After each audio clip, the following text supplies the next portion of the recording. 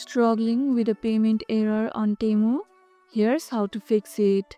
First, double check your payment details and ensure your credit card or debit card has enough balance.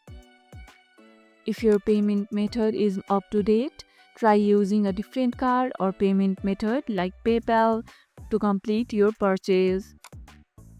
Another solution is to reinstall the app or try a different device.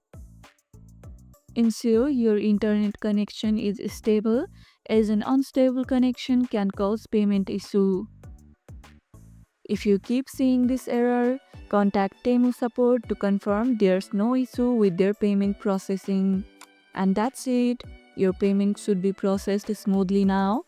If this video helped, hit the like button, share it, subscribe, and leave a comment. Thanks for watching, and I'll see you in the next one.